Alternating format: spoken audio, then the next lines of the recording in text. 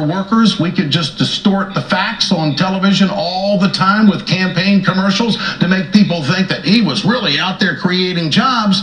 But then again, we don't have any hard numbers about how many jobs he actually created.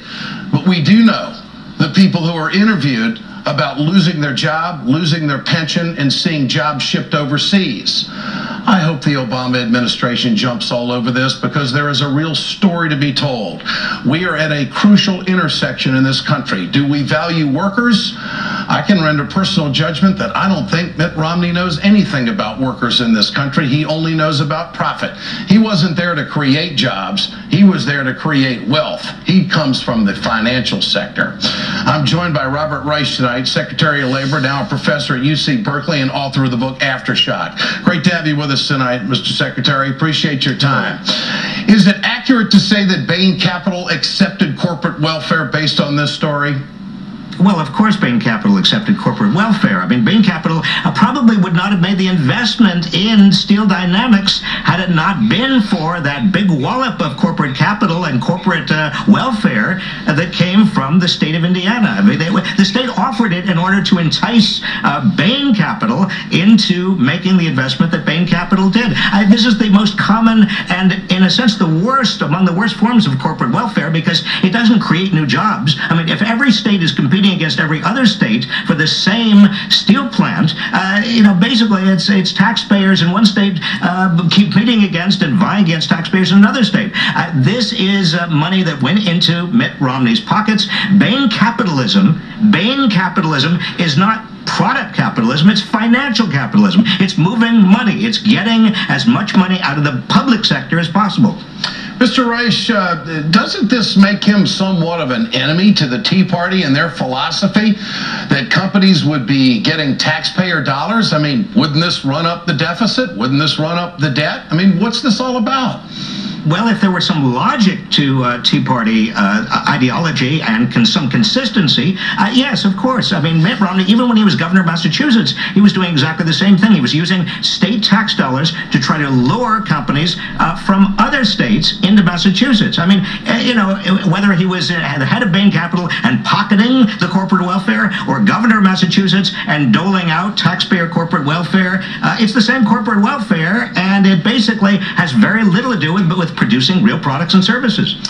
What is the economic danger of a Romney presidency? I mean, if this is where he came from, you can only imagine about what kind of laws he would be in favor of having passed by his fellows in the House or the Senate. I mean, he would obviously have some real corporate friends at the front door saying, hey, do this, do this. How dangerous would that be? How much further could this take us in destruction of the middle class? Well, it takes us deep into financial capitalism, Ed. And what we have really got to understand, and the Republicans, I never thought I'd hear it from Newt Gingrich and Perry and other Republicans. What the Republicans are beginning to articulate is what a lot of Democrats have said for all along. Well, that is, financial capitalism isn't real capitalism. It doesn't create new jobs. It doesn't put people to work. It actually ends up reducing the number of jobs. It displaces people. It puts risks on average working people. It lowers wages. I mean, financial capitalism is what we've had in this country for the last 2 or 3 decades, and it's all centered on Wall Street. It's not about making good jobs with good wages and making things. And Mr. Reich, Romney's response, that ad that we played just a moment ago, is that a good response? Is he going to be able to get this off to the side of the road, or is this going to dog him throughout the entire campaign? Well, I think we're gonna find out more and more about Bain capitalism, Ed. And my prediction is that where Bain capitalism ultimately leads, whether you want to call it leverage buyouts or you call it private equity management or whatever you want to call it, where it leads is to the heart of finance, to the heart of Wall Street, to the heart of what's happened to the American economy, which is an economy that no longer produces things, but produces money and the movement of money and financial transactions that really benefit just a very few people who are clustered around the financial industry. I mean, this is what we're going to learn, and there is a very important distinction between Bain capitalism, that is financial capitalism, and real capitalism. It ought to be a softball for the Obama campaign. Robert Reich, always a pleasure. Great to have you with us tonight. I cannot believe Bill Maher called the Americans stupid. Can you believe this? He said the Americans are stupid. This guy is 100,000,000% fucking right. You want to analyze? Actually, it was very generous, because I would like to analyze a little bit more in detail the things. The GOP wasted money with Bush for years. He used the $281 billion surplus of Bill Clinton and gave this money to rich people who didn't invest a coin. For instance, the car industry, just to give you an example. But they kept this money for them. So Obama is called socialist. Stupidly called socialist, because this is a country of stupid people. While it seems that this guy is the only one who is actually using the real of capitalism, which is investing money in projects. When you have a startup company or a financial cycle, you need to invest waiting from the break-even point. Why you do that? Because you want to be competitive. In the beginning, you have to invest money. You have to move the big mammoth in the mud created by the previous administration, moving the legs of this mammoth so that it can be at least an elephant for a while. At least an elephant for a while. So you need to move the legs, you need to move the finance, you need to move the infrastructure, you need to move the social service, you need to move anything that doesn't work, that has no more investment since years, which is against the rules of capitalism. The GOP, what they do, they put a pin in the ass of the thick ass of the mammoth and say, "Why? Move! Because we are not going to spend money." No, this is spending. This is not capitalist. No, this is not capitalist.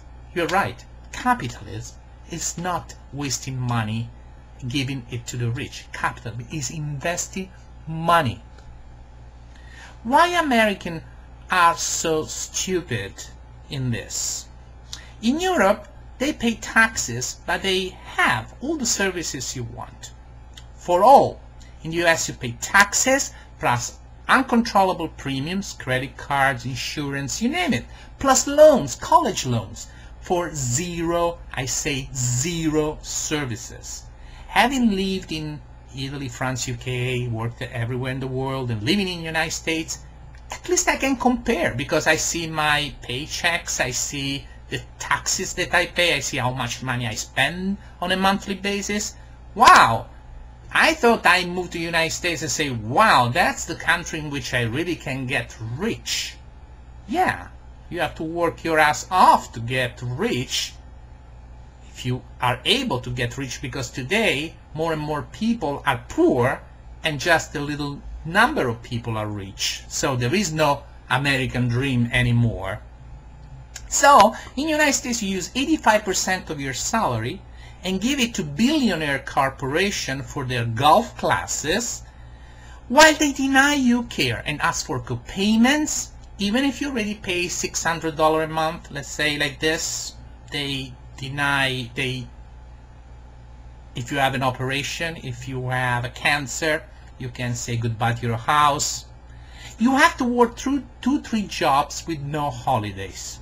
So this brings to the next level that Bill Maher didn't talk about, which is not only being stupid, but being masochists. Americans are stupid, masochists, and cowards. That even if they perfectly know the corporation, the financial company are screwing them, they always give the fault to some other scapegoat. The government, the black boogeyman, the illegal aliens, the birth certificate, the death panel. This brings to the next level of American, which is spoiled and childish. They enjoy spending their credit card off, full of debt, at the point that credit card debt is #1 business in the United States, in things they don't need, just to show off. Example, the best gift for a 16-year-old girl birthday is a face makeover. You know, she's so full of wrinkles, 50% of college students abandon college and they are addicted to drugs and alcohol. 80% of the people cannot find New York on a map, and 6% of them, only 6% they can find London. 25% of the population believes that the sun turns around the earth, and someone on TV, remember the views, even thought that the earth is flat. Sci-fi channel spends more money in ghost hunting than in building jobs for people. So, what you can expect? Obama is absolutely right. He ignores the polls. He's doing a great job. Because a president of a grown-up society has been elected to do what people need and not what people want. Because in a childish, selfish, individualist American society, 300 million people want different things, just to satisfy their ego. There is a lot of shit going on in this country, and these teabaggers still try to keep you as a child, convincing you that the shit around you, it tastes like chocolate, but your breath stinks. So finally, Bill Maher had been very nice with the Americans. They call just American stupid. Because as a matter of fact, they are stupid, masochist, ignorant, arrogant, pretentious, coward, childish, hypocritical, and spoiled. When I hear people talking about birth certificate, I really believe that America doesn't deserve an economic recession. America deserves an economic depression. Starving to death like in 1930 with people like the GOP who don't give a shit about them because they are not the corporations. The major American problem is the creation of an unequal, antisocial society. You have poverty in the United States as in the third world, and 1% of the population who have billions in salaries they don't deserve, because nobody does such a fantastic job to deserve $100 million in salary. Nobody. If the President of the United States only earned $400,000, why a person should earn so much more? And maybe bonuses, because when you deserve something, that's another story. And not to talk about golden parachute when you are fired. If you make a calculation, and the richest Americans today earned only $20 million, rather than the billions of dollars that they earn, which is a very good salary in a capitalist society, you could create 25 million jobs paid $400,000.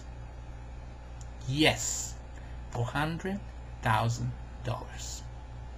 So let's rethink what Bill Maher said. This society is stupid.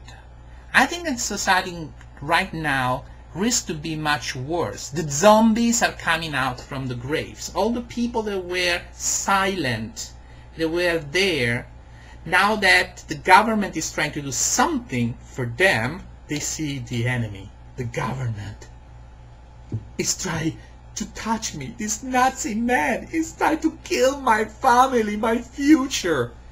Yeah, I would have loved, really loved to see these people in this economical crisis with Sarah Palin and John McCain, Mr. Alzheimer and Mrs. Ignorance, and see how these guys were going to solve all the shit they created. Because they just said since the beginning, we don't have to spend money. So they want to continue the Bush politics that brought us to the collapse which we are. That's what they said. Not to talk about the health care. Now they say they have a plan, they will turn. They never had a plan. If Obama didn't talk about health care, they didn't ever talk about even removing the basic things like denial of cares for preconditions. They never had a plan. Only because Obama came out with a plan, they answered. So how can people, stupid Americans, can trust these people? How you can do that? You will be ridiculed by the rest of the world for the rest of your life. Grow fucking up!